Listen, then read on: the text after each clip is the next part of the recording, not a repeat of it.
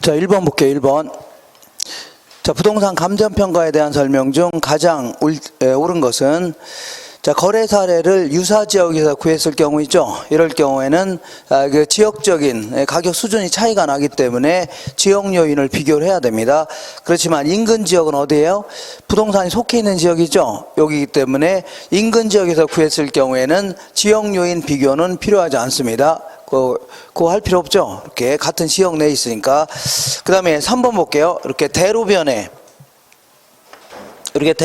위치한 이렇게 땅이 있는데 56번지 필지다. 물건은 하나인데 앞부분은 이제 백화점으로 쓰고 있다. 그 다음에 뒷부분은요 시장 사람이 쓰고 있다. 이럴 경우는 하나의 물건이라도 이 부분의 가치와 이 부분의 가치는 다르겠죠. 그럼 따로따로 평가해서 합쳐줘야 됩니다. 이걸요 구분평가한다 해줍니다. 읽어볼게요. 대로변에 위치한 1필지의 토지는 전후면으로 가치를 달리 하더라도 이를 구분하여 평가할 수 없다가 아니라 구분하여 평가할 수 있다 해줘야 됩니다. 구분하여 평가할 수 있다.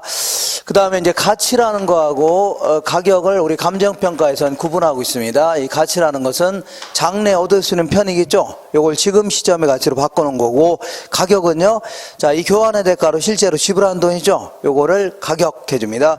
그래서 2번 보겠습니다. 2번. 단기적으로는 가격은 가치로부터 괴리되는 현상이 나타날 수 있습니다. 그렇지만 장기적으로는 결국은 가격과 가치는 일치한다는 얘기죠. 이렇게 해줘야 돼요. 그 다음에 3번 볼게요. 부동산 가치는 자 미래의 값이 아니라 현재의 값입니다. 그러니까 장래 편익을 지금 시점의 가치로 바꿔놨기 때문에 현재의 값이다 해줍니다.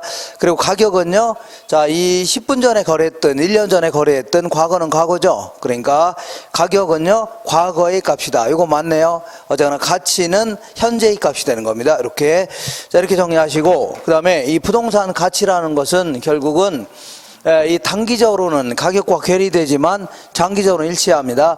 이때 이제 부동산 가치도 결국 시장에서 결정되는 겁니다. 시장에서 수요와 공급에 의해서 결정되는데, 이때 이 부동산 시장에 직접 영향을 미치는 요인을요 부동산 가치의 발생 요인 해줍니다. 그 다음에 이 발생 요인에 영향을 미치는 요인을요 부동산 가치의 형성 요인이 되어집니다. 자, 이 발생 요인에는 한 4가지 정도, 맨 먼저 유용성, 그러니까 수요 공급을 변화시키는 요인들을 얘기합니다.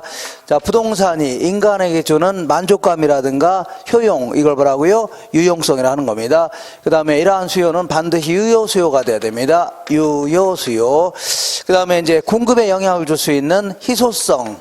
자, 희소성이라는 것은 그냥 뭐 절대적인 희소성을 얘기하는 게 아니라 상대적 희소성이다. 그래서 자, 수요에 비해서 어느 정도 부족하냐 그런 얘기죠. 이걸 뭐라고요? 상대적 희소성이라는 겁니다. 마지막으로 이전성, 권리 이전 정도가 어느 정도 자유롭냐는 걸요 이전성이라는 겁니다. 자, 그 다음에 이러한 발생 요인에 영향을 미치는 요인은 크게 이제 사회적, 경제적, 행정적 요인, 이런 식으로 구분할 수 있습니다. 한번 읽어볼게요. 자, 거기 3번 보겠습니다. 다음은 부동산의 가치 발생 요인과 가치 형성 요인에 대한 설명이다. 적절하지 않은 것은 부동산의 가격 발생 요인인 유용성, 상대적 희소성, 유효수요, 이전성은 가치 형성 요인에 영향을 받는다. 얘네들은요 가치 형성 요인에 영향을 받는 겁니다. 예를 들어 이 지역에 지하철이 들어오기로 했다. 그러면 인간에게 주는 만족감이 커진 거죠. 그럼 이게 수요가 증가할 수 있다는 얘기입니다. 그러니까 얘가 여기에 영향을 주고 최종적으로 가치에 영향을 준다는 얘기죠. 이렇게. 4번 한번 보겠습니다. 4번에 상대적 희소성이란 공급에 비하여 수요가 질적 또는 양적으로 유한하고 부족한 상태. 이거는 공급과 수요를 바꿔놓으셔서 수요에 비하여 공급이 질적 또는 양적으로 유한하고 부족한 상태 있죠. 요걸 얘기합니다. 공급과 수요를 바꿔놓으셔야 됩니다. 그 다음 이제 부동산의 가치의 제원칙이라고 해서 부동산 가치도 어떤 법칙성을 띠면서 움직이는데 이걸 잘 알므로써 감정평가하는 데 도움을 받고자 한다는 얘기입니다. 그래서 4번 한번 볼게요. 동일한 효용을 가진 여러 부동산 중에서 가격이 가장 낮은 것이 선택되고 이 가격이 다른 부동산의 가치 형성에 영향을 미치는 가치 원칙을요, 이걸 대체의 원칙이라는 겁니다. 대체의 원칙. 그러니까 자, 대림 아파트나 삼성 아파트나 같은 지역에 있고 만족감이 큰 차이가 없다면 서로 싼 놈을 구입하는 과정에서 비슷해진다는 얘기죠. 이런 거 뭐라고요? 대체의 원칙이라는 겁니다. 5번 볼게요. 부동산 가치의 제 원칙에 대한 설명으로 옳지 않은 것은, 자, 1번에 기준 시점 확정에 이론적 근거가 되는 원칙, 요거는요 변동의 원칙입니다. 계속해서 변하기 때문에 특정 시점을 딱 명시할 필요가 있다는 얘기죠. 변동의 원칙이다. 한 페이지 넘겨보겠습니다. 자, 3번 보시면 부동산의 가치는 각 구성 부분인 전체 부동산 가치에 기여한, 각 구성 부분이 전체 부동산 가치에 기여한 정도를 합한 것이라는 거, 이걸요 수익 체증 체감의 법칙이 아니라 기여의 원칙을 얘기합니다. 어떤 원칙이라고요? 기여의 원칙. 각 구성 부분이 부동산 가치에 어느 정도 기여했냐, 기여도를 모조리 합친 거라는 얘기죠. 이걸요 기여의 원칙이다 해줍니다.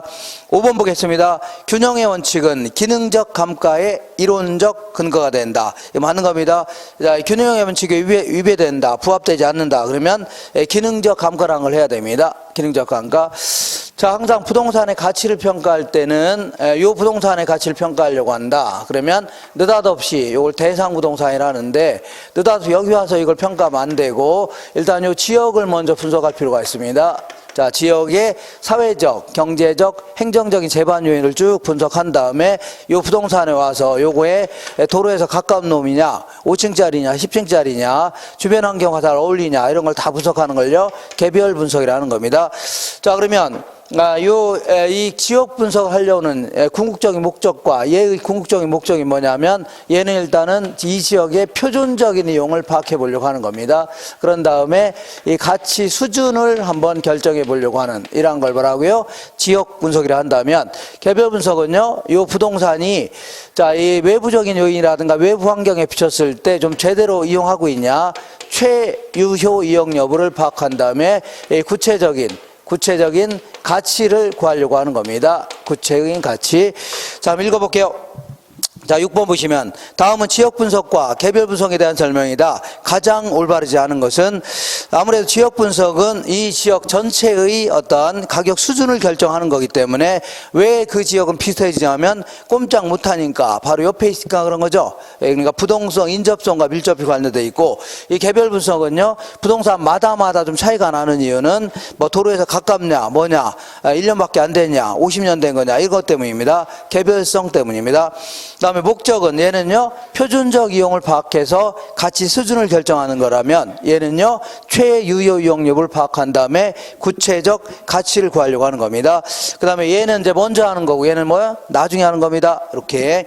그 다음에 원칙은 얘는 아무래도 지역 전체에서 이 부동산과 이제 적합성 여부 있죠? 요걸 중심으로 이제 따져보는 겁니다. 그렇기 때문에 이거는 적합의 원칙과 관련돼 있고, 개별 분석은요 주로 이제 부동산 내부를 중심으로 해서 제대로 이용하고 있냐 여기에 초점을 맞추는 거기 때문에 균형의 원칙과 더 밀접히 관련되어 있습니다. 그러니까 4번이 틀렸습니다. 균형의 원칙과 적합의 원칙을 바꿔놓으세요.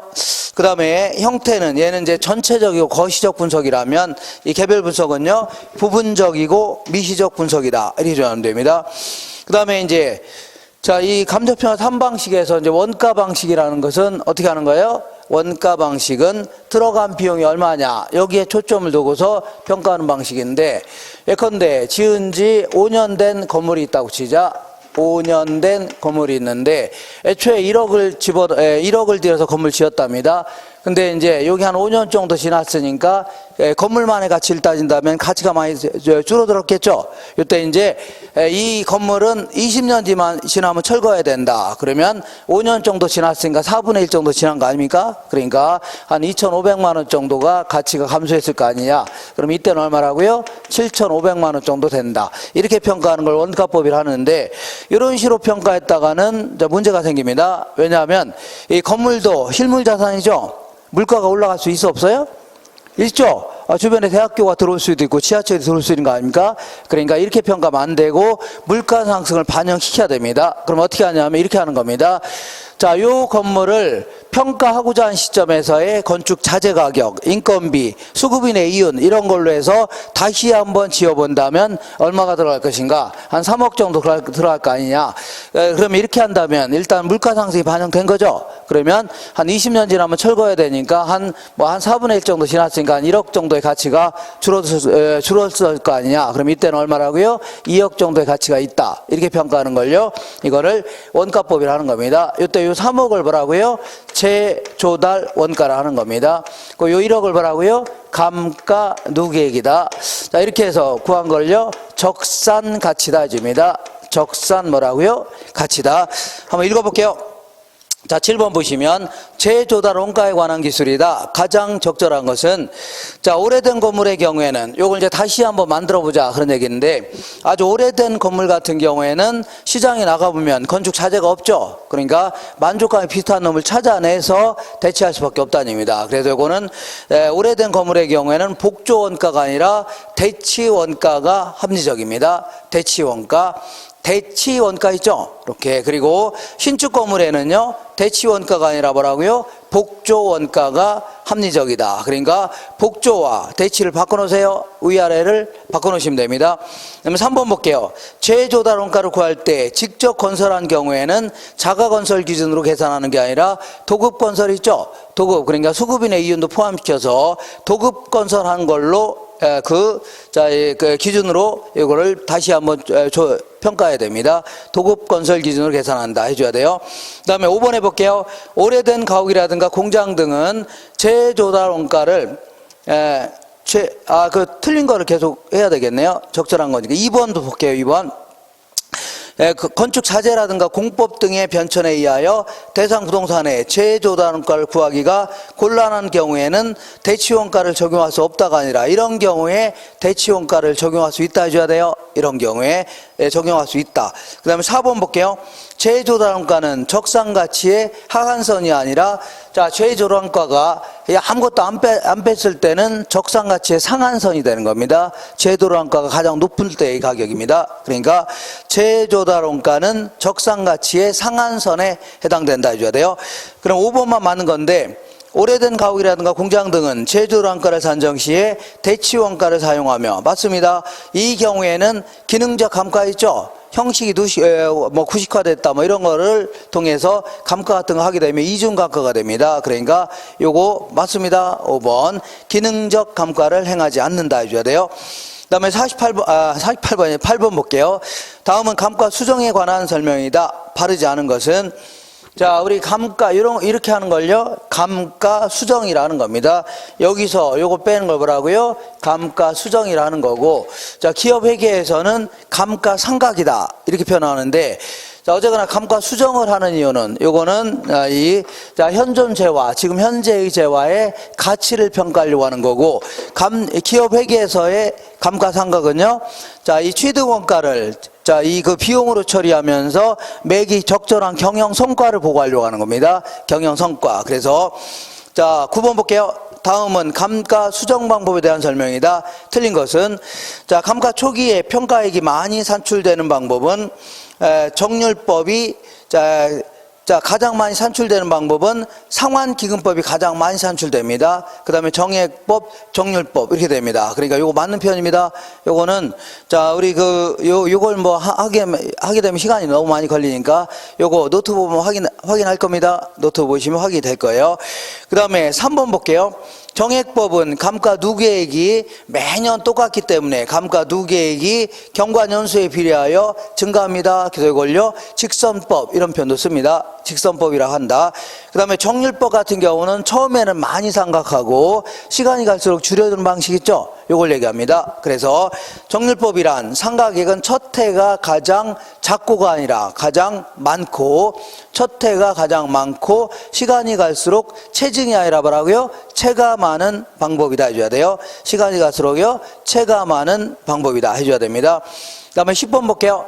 다음 중 경제적 감가 요인에 속하는 것은, 인근 지역의 세태라든가 주변 환경과의 부적합 이런 것들은 주변 환경과의 관계에서의 감가 요인이죠. 이런 것들은 경제적 감가 요인 맞습니다. 근데 이번에 능률의 저하라든가 설비의 불량 이런 것들은 기능적 감가 요인입니다. 뭐라고요? 기능적 감가요인. 그 다음에 3번에 도시계획법에 저촉된 건축물이라든가 소유권에 대한 흠결이 있었다. 이런 것들은 법률적 감가요인입니다. 법률적 감가요인. 그 다음에 건물과 부지의 부적응, 설계 불량, 이것도 마찬가지로 기능적 감가요인입니다. 기능적. 그 다음에 형식이 구식화, 설비 부족, 이것도 뭐라고요? 기능적 감가입니다. 기능적 감가. 자, 11번 보겠습니다. 자, 11번 보시면, 자, 이렇게 거래 사례 비교법을 할 때는 사례를 구할 때는 요 근처에서 구하는 게 좋을 겁니다. 근데 이런 데 사례가 없다면 이 지역과 지역적인 특성이 유사한 지역이죠. 이런 데서 구할 필요가 있는데 결국은 지역 분석의 대상 지역은 요 정도 범위로 이제 어떻다고요? 확대될 수가 있다는 얘기죠. 이때 자, 만약에 이런 거를요 인근 지역이다 이런 걸 말하고요 유사 지역 이러한 지역을요 동일 수구권 이렇게 표현합니다. 이때 자, 만약 사례를 여기서 구했다. 사례를 여기서 딱 구했다. 이럴 경우에는 이렇게 자, 사례 부동산의 가격에다가 그 다음에 저 사례가 특수한 사정이 대입되어 있다 그러면 특수한 사정을 좀 보정해 줘야 됩니다. 이걸 사정 보정한다. 그 다음에 저 사례가 2년 전에 3억이 거래했다 그러면 요즘에 거래한다면 올랐겠죠. 그러니까 시점 수정 좀 해야 됩니다. 그 다음에 자, 저 사례 부동산에 속해 있는 지역과 인근 지역과는 가격 수준은 차이가 날 수 있죠. 요거 수정해 줘야 됩니다. 이걸요 지역 요인을 비교한다 해줍니다. 이렇게 마지막으로 사례와 대상은 개별적인 요인도 차이가 날 수 있죠. 그래서 개별 요인도 좀 비교해 줘야 돼요. 이렇게 해서 전부 다 곱한 게 뭐라고요? 비교해서 준한 가치다 해서 비준 가치라는 겁니다. 이때 이제 계산할 땐 사례 부동산의 가격에다가 항상 사례분의 대상 이렇게 한 다음에 사례분의 대상 한 다음에 항상 100분의 100을 놓습니다. 그런 다음에 자, 사례가 20% 저가로 거래했다 그러면 여기다 20 빼주면 됩니다. 그 다음에 시점 수정하는 방법은 지수법이라든가 변동률법을 적용하면 되는데 문제에 따라 달라집니다. 그 다음에 지역 요인 같은 경우에도 사례분의 대상 한 다음에 무조건 100분의 100 한 다음에 지역적인 요인이 지역 요인이 대상 지역이 한 20% 우세하다 그러면 여기다 20 더해주면 됩니다. 그 다음에 개별 요인도 무조건 사례분의 대상을 100분의 100 놓은 다음에 자, 사례가 개별적 요인에서 20% 열세다 그러면 여기다 20 빼주면 돼요. 한번 연습해 보겠습니다. 연습. 자, 뭐부터 할 거냐면 자, 12번 볼게요. 12번부터 먼저 볼게요. 1년 전에 10억에 거래된 사례 부동산이 있는데 1년 전에 얼마 거래했다고요? 10억에 거래된 사례가 있답니다. 이렇게. 자, 이때 사례 부동산이 시장 가치 대비 10% 저가로 매입됐답니다. 얘가 사례분의 대상했을 때 얘가 10% 저가로 매입됐죠. 그럼 여기다 10을 빼주면 됩니다. 이렇게. 그 다음에 거래 시점의 지수는 100인데 기준 시점의 지수는 110이랍니다. 부동산 물가 지수가 그러면 100분의 110 해주면 됩니다. 자, 그 다음에 대상 부동산이 지역 요인에서 10% 열세이다. 그러면 사례분의 대상이 있는데 대상 지역이 10% 열세니까 여기다 10을 빼주면 됩니다. 이렇게. 그 다음에 사례 부동산이 개별 요인에서 10% 우세하답니다. 사례 부동산이 개별 요인에서 10% 우세니까 여기다가 10을 더해줘야 돼요. 이런 식으로 우세한 쪽에다 우세한 정도, 열세한 쪽에다가요 열세한 정도 빼주면 됩니다. 우세한 쪽에는 우세한 정도 더해주면 되고 그럼 이거 전부 다 계산하면 됩니다. 계산하면 되는데 다시 한번 써볼게요. 10억 곱하기 얘는요 90분의 100이 되겠네요. 요거는요 100분의 얼마라고요? 110. 그 다음에 요거는요 100분의 90. 얘는 얼마라고요? 110분의 100입니다. 자, 어떤 식으로 계산은 상관없는데 약분이 가능하면 약분하는 게 좋습니다. 자, 얘와 얘는 약분이 가능하네요. 얘와 얘도 가능하네요. 자, 그 다음에 자, 얘와 얘도 가능하네요. 얘와 얘도 가능하죠. 그럼 결국은 10억이 되는 겁니다. 얼마라고요? 10억. 이렇게. 자, 아주 좋은 문제니까 이 12번 가지고 단번에 전체 내용을 다 확인할 수 있습니다. 단번에. 자, 그 다음에 11번 보겠습니다. 11번. 자, 거래 사례 비교법을 적용하여 감정평가할 경우에 11번 거래 사례 선택의 유의사항 중 틀린 것은 1번 볼게요. 인근 지역 또는 동일 수급권 내에 존재하는 부동산과 관련된 것이야다. 요 정도 범위 내에 있는 걸 구해야 되지 뭐 더 엉뚱한 지역에서 구하면 안 되겠죠. 그 다음에 3번 볼게요. 사례 가격을 기준 시점에 있어서의 가치로 수정이 가능한 것이어야 됩니다. 그러면 2년 전에 3억이 거래했다. 그러면 요즘에 거래하면 올랐겠죠. 요 반영할 수 있지만 50년 전에 1억에 거래된 사례를 요즘 거래하면 얼마냐? 이건 할 수 없겠죠. 그러니까 가능하면 최근에 거래했던 사례 있죠. 요걸 적용하는 게 좋습니다. 그 다음에 이런 얘기를 해볼게요. 자, 분명히 대상부동산은 낮인데 아무리 찾아봐도 동일 수급권 내 낮이가 거래된 사례가 없답니다. 낮인데.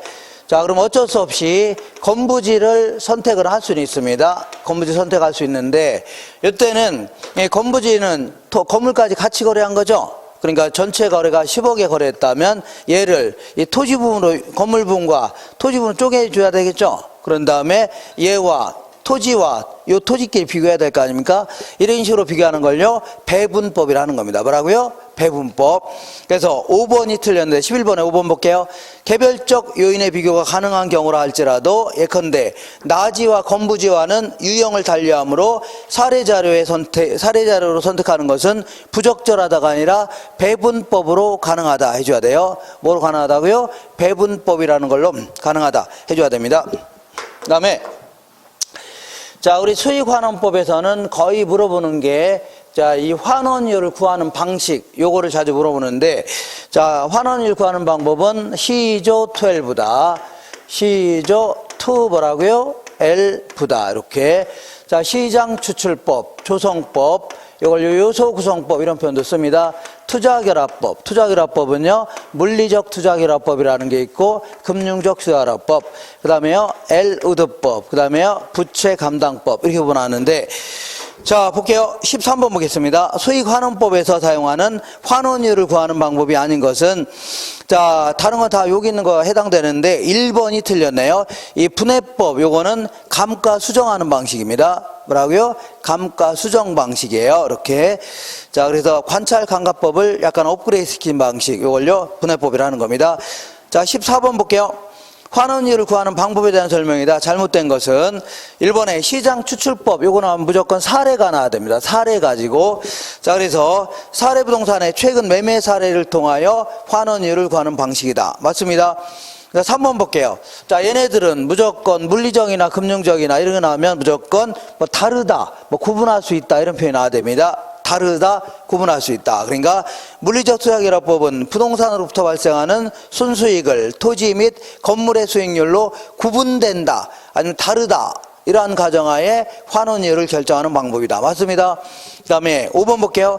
부채 감당법은 얘는요, 저당 투자자 입장에서 주로요, 부채 감당률 가지고 구하는 겁니다. 그러니까 이게 틀렸는데 지분 투자자가 아니라 뭐라고요? 저당 투자자 입장에서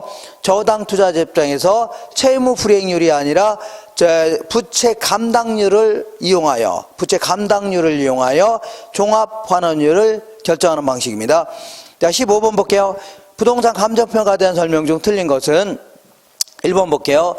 자, 자동차는 거래 사례 비교법을 한다. 맞습니다. 2번에 구분 소유권의 대상이 되는 건물 부분과 대지 사용권을 일괄하여 평가하는 경우, 이런 경우에는 빈번한 거래가 있기 때문에 이런 경우는요, 원가법으로 하는 게 아니라 거래 사례 비교법으로 하도록 하고 있습니다. 뭐라고요? 거래 사례 비교법. 자, 거래사례 비교법. 그리고 3번에 특허권 같은 경우는 형태가 있어 없어요? 없죠. 이런 건 전부 다 수익환원법으로 합니다. 수익환원법. 자, 이렇게 해서 자, 이런 얘기를 좀 했었는데 좀 기억이 좀 안 날 겁니다. 그래서 계속해서 계속 반복해서 할 거니까 그렇게 하시고, 오늘은 어디를 볼 거냐면, 자, 요거 볼게요. 요거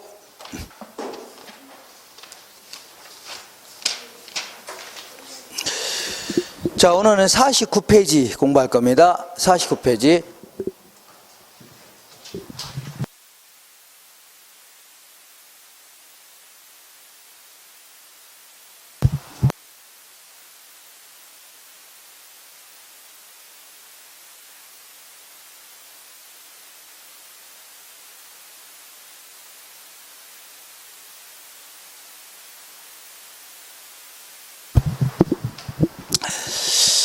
자, 우리 강의 노트 40페이지 보겠습니다. 40페이지에 입지 및 공간 구조론 이렇게 되어 있는데, 자, 맨 먼저 이과 관련돼서 지대 이론이라는 걸 공부할 겁니다. 지대 이론.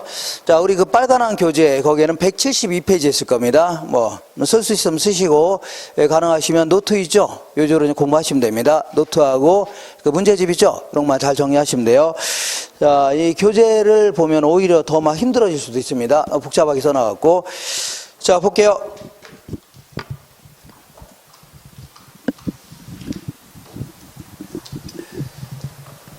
자, 우리 토지 같은 경우는 처분하지 않는 이상은 수익이 영원히 발생해요. 발생하다 말아요.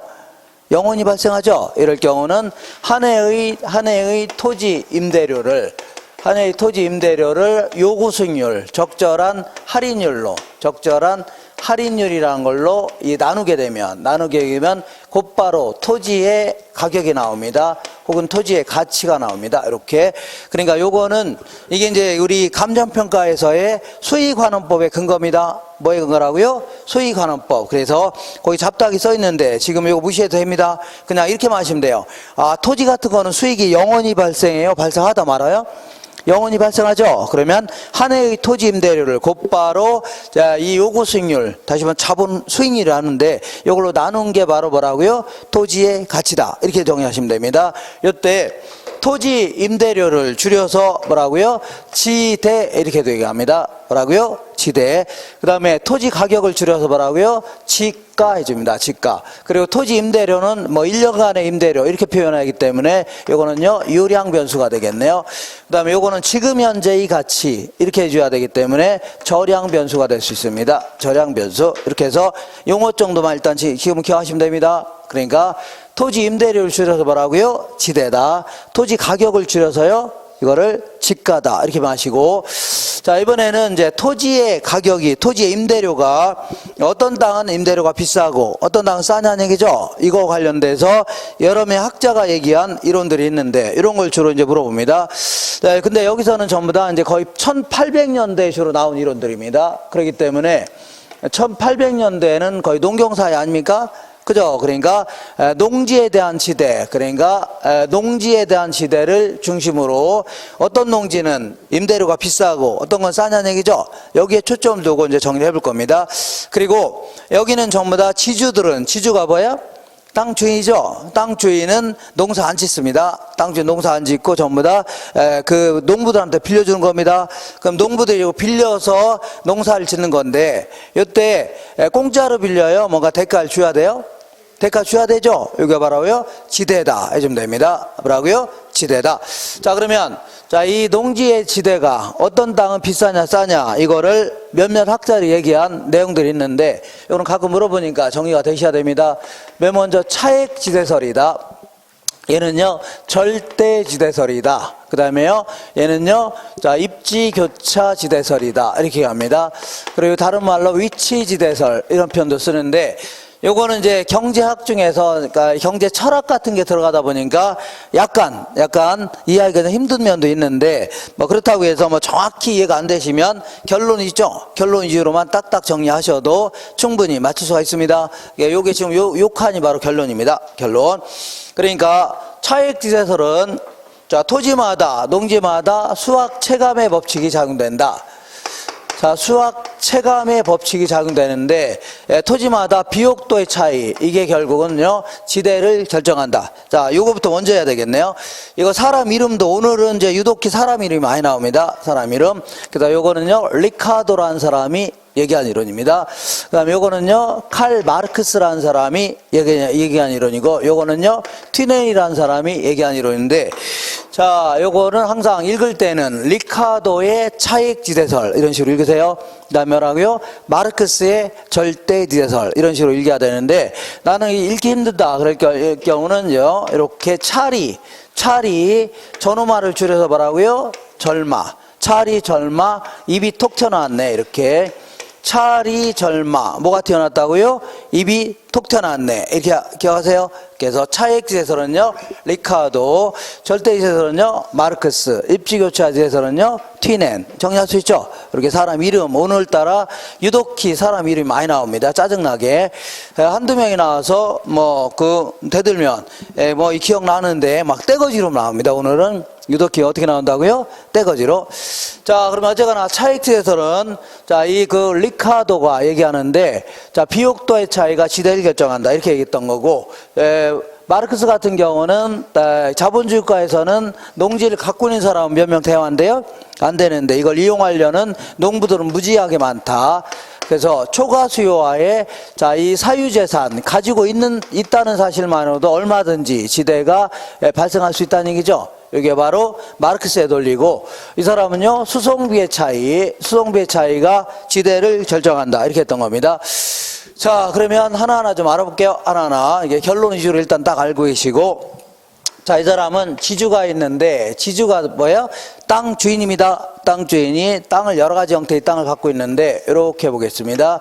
요거는 비옥도가 아주 좋은 땅, 상급지. 얘는요, 한 중간 정도. 얘는요, 비옥도가 아주 안 좋은 땅. 이렇게 해서 한 세 가지 형태로 구분해 볼게요. 구분한 다음에, 자, 어떤 땅이든 단위 면적당 10불이고 경작하는 비용은 똑같다고 가정해 보자. 단위 면적당 10불이고 경작하는 비용은 50원씩 똑같다고 가정해 보자. 자, 그리고 항상 이 경제학에서는 이 비용에는 정상적인 이윤도 다 포함되어 있는 겁니다. 먹고 살 만큼의 이윤이죠. 요거 전부 다 비용으로 처리하고 있습니다. 그리고 요 비용에는 아직은 지주한테 줄 돈이죠. 요거는 포함이 안 돼 있습니다. 아직은 누구한테 줄 돈이라고요? 지주한테 줄 돈이 뭐예요? 지주한테 줄 돈이 지대예요, 지가예요?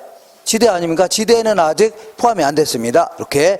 그러면 어쨌거나 수익이라는 게 뭐냐면 이건 전부 다 일단은 외국에서 서양에서 나오는 이론들이기 때문에 밀농사를 가정해 볼게요.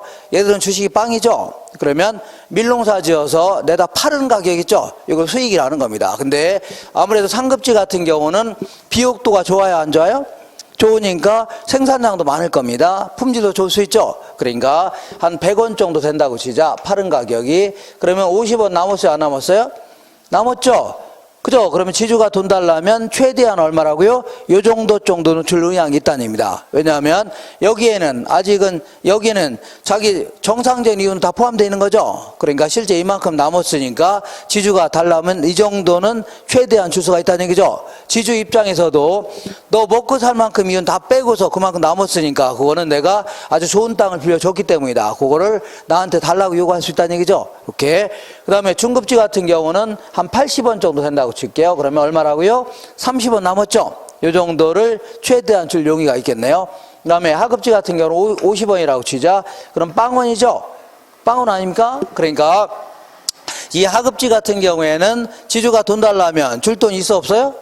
없죠? 남는 게 있어야 뭐 주든지 하는 거 아닙니까? 그죠? 그래서 이 사람은 이런 얘기를 했습니다. 이렇게 이익이 0인 땅을 한 개지 이렇게 해줄게요. 여기서 한 개지는 자, 이익이 끄트머리인 땅이죠. 이익이 0인 땅, 이러더라고요. 한 개지다. 그래서 한 개지로부터 출발해서 한 개지 이하의 땅에서는 지대가 발생하지 않는다. 한 개지 이하의 땅은 지대가 발생해요, 안 해요? 안 한다. 그러면 한 개지부터 출발해서 비옥도가 우수한 땅에 대한 대가, 생산성이 좋은 거에 대한 대가 있죠? 이런 게 뭘 결정한다고요? 지대를 결정한다. 이렇게 했던 겁니다. 이렇게. 그렇기 때문에 만약에 밀 가격이 올랐다. 자, 밀 가격이 오르면 시장의 가격이 좋아졌죠? 그러면 여기 커질 거 아닙니까? 그죠? 그러니까 오르면 이익도 커져요, 작아져요? 커지죠? 그럼 자연스럽게 지대도 올라가는 겁니다. 자연스럽게 뭐라고요? 지대도 올라간다는 얘기죠. 이런 논리가 자, 리카르도의 논리인데, 자, 요거는 상당히 비옥도가 차이 나니까 지대가 차이 날 수밖에 없는 거죠. 바람직한 그런 내용은 맞지만 뭔가 몇 가지를 간과하고 있는 사실이 있다는 얘기입니다. 몇 가지를 간과하고 있다. 무슨 얘기냐면 아무리 농경사회라 하더라도 이 사람의 논리대로라면 한 개지 이하의 땅은 지대가 발생해요, 안 해요? 안 하죠? 한 개지 이하의 땅은 지대가 발생하지 않는다는 얘기입니다. 그러면 자, 아무리 농경사회라 하더라도 이 당시에는 지주가 땅을 왜 갖고 있습니까? 지주가 땅을 갖고 있는 이유가 자기가 농사 지으려고 해요? 그렇지 않죠? 누가 빌려주면서 임대료 받으려고 하는 거 아닙니까? 근데 돈도 하나도 안 되는, 그러니까 임대료 하나도 못 받는 농지를 갖고 있을 필요가 있어 없어요? 없다는 얘기입니다. 그잖아요? 그러니까 어떤 땅이든 지대는 발생할 수 있다는 얘기죠. 공짜로 누구한테, 자, 이 조카한테 빌려주기 전에는 지대는 다 발생할 수 있다는 얘기입니다. 근데 이 사람이 논리라면 한 개지 이하의 땅은 지대가 발생하지 않는다는 얘기죠. 이것도 문제가 되고, 두 번째는요, 이런 얘기를 해볼게요. 여기가 이제 도시가 있는데, 이 도시 근처에 농지들이 쭉 있습니다. 이렇게 동심을 그리면서 있는데 A 농지, B 농지가 있다고 치자. 자, 둘 다 비옥도는 똑같다고 치자. 둘 다 중급지라고 치자. 그러면 저 사람의 논리대로 하면 둘 다 자, 이 지대는 같아야 돼요? 달라야 돼요? 같아야 되죠? 비옥도 같다면 같아야 될 거 아닙니까? 근데 왜 A라는 땅은 지대가 비싸고 B라는 땅은요 지대가 싸냐는 얘기죠. 이렇게 위치에 따라서 지대가 차이가 날 수 있다는 점 있죠. 요걸 또 간과했다는 얘기입니다. 자, 그래서 이제 마르크스라는 사람은 이 사람의 논리를 직접 반박하려고 나온 이론은 아니고 자신의 저서 이 자본론이라는 책이죠. 이 책에서 자 얘기하다 보니까 결과적으로 이 사람의 논리를 반박하는 꼴이 된 겁니다. 자, 그러니까 자본주의 국가에서는 자, 이 농지를 갖고 있는 사람은 몇 명 대화한대요? 안 된다는 얘기입니다. 근데 이거를 이용하려는 수요자들은 굉장히 많다는 얘기죠.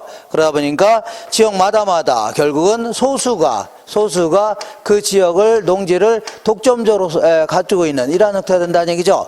그러다 보니까 결국은 그 지역에서 실질적으로 누가 지배한다고요? 지주가 그 지역을 지배할 수밖에 없는 구조죠. 그죠? 몇 명 안 되고 이용하는 사람 굉장히 많죠. 그저 지배하는 구조가 될 수밖에 없다는 얘기입니다. 그렇기 때문에 자, 이 한 개지 이하의 땅은, 이 이상의 땅은 자, 차익지대가 발생하죠. 이 사람 논리라면 한 개지 이하의 땅은 이 사람 논리라면 지대가 발생해요? 안 해요? 안 한다는 얘기죠. 근데 이 사람은 한 개지 이상의 땅은 차익지대도 발생하고 때로는 뭐라고요? 지주가 더 붙이면 또 절대지대 있죠. 이것도 발생할 수 있다는 얘기입니다. 그리고 한 개지 이하의 땅은요 절대지대 있죠. 그러니까 지주가 부르는 게 결국은요 임대료가 될 수 있다는 얘기죠. 한 개지 이하의 땅이라도. 예를 들어 볼게요. 한 개지 이하의 땅이 있는데 이하의 땅, 한 개지는 어떤 땅이에요? 자, 수익도 50원이고 비용도 얼마라고요? 50원인 땅 아닙니까? 이익이 얼마인 땅이라고요? 0인 땅이죠. 근데 한 개지의 땅이라 하더라도 지대를 부르겠답니다. 예를 들어서 10원의 지대를 받겠답니다. 뭐 그런다고 해서 이 당시에는 다른 거 할 수 있는 일이 별로 있어 없어요? 농경사이기 때문에 농사 지어서 먹고 사는 게 일이었다는 얘기죠. 그럼 어쩔 수 없이 이런 땅이라도 결국은요 농부도 이용할 수밖에 없다는 얘기입니다. 그잖아요? 이용할 수밖에 없죠. 근데 문제는 이익이 생겨야 지대를 주는 거죠. 근데 이거는 이익도 안 생기는데 어떻게 지대를 줍니까? 맨날 돈 빌려서 줄 수는 없는 거죠. 그럼 어쩔 수 없이 밀 가격을 올릴 수밖에 없다는 얘기입니다. 60원으로. 그럼 이거 올리면 60원에서 50원 빼면 이익 생겨요? 안 생겨요? 생기죠. 요걸 갖다 낼 수밖에 없다는 얘기입니다. 그러니까 한 개지 이하의 땅이라도 지주가 자, 이 지대를 부르겠다 아니면 올리겠다 그러면 어쩔 수 없이 뭐라고요? 밀 가격을 올려서라도 이용할 수밖에 없다는 얘기죠. 이런 구조입니다. 근데 만약 시장에서 밀 가격을 못 올린다 그러면 손해날 수는 없는 거죠. 못 올린다 그러면 어쩔 수 없이 그냥 아까 요 비용에는 뭐가 포함되어 있다고요? 정상적인 이윤도 포함되어 있다고 했죠. 그러면 결국은 정상적인 이윤을 포기하고 줄 수밖에 없네요. 이거는 일종의 뭐라고요? 노동력의 착취가 되는 겁니다. 뭐의 착취라고요? 노동력의 착취다. 이렇게 정리하시면 됩니다. 자, 그 다음에 입지교차지에서는 자, 이거 볼게요. 어떤 땅이든 순이익을 계산해 볼게요. 자, 순이익이라는 것은 항상 수익에서 비용 뺀 거 있죠? 요걸 순이익이라는 겁니다. 매출액에서 각종 비용 뺀 걸요, 순이익이다. 그럼 어떤 땅이든 내다 팔면은 매출액이 생길 겁니다. 밀농사 져서 내다 팔면 매출액 생기죠? 여기다가 이제 씨 뿌리고 경작하는 비용인 생산비를 빼야 되겠네요. 그 다음에 갖다 날르려면 수송비 들어가 안 들어가요? 들어가죠. 수송비도 빼야 되고 각종 경비를 다 빼야 되는 겁니다. 그 다음에 지주한테 줄 돈을 뭐라고요? 지대라는 거죠. 지대도 빼야 되겠네요. 다 뺀 게 이제 실질적인 순이익인데 요 순이익에는 아직 지대는 반영이 안 됐습니다. 뭐는 반영했다고요? 지대는 반영이 안 됐다. 그러면 자, 지주가 돈 달라면 그리고 항상 경제학에서는 요 비용에는 뭐가 포함된다고요? 정상적인 이윤도 포함되는 겁니다. 그럼 이만큼 남아요, 안 남아요?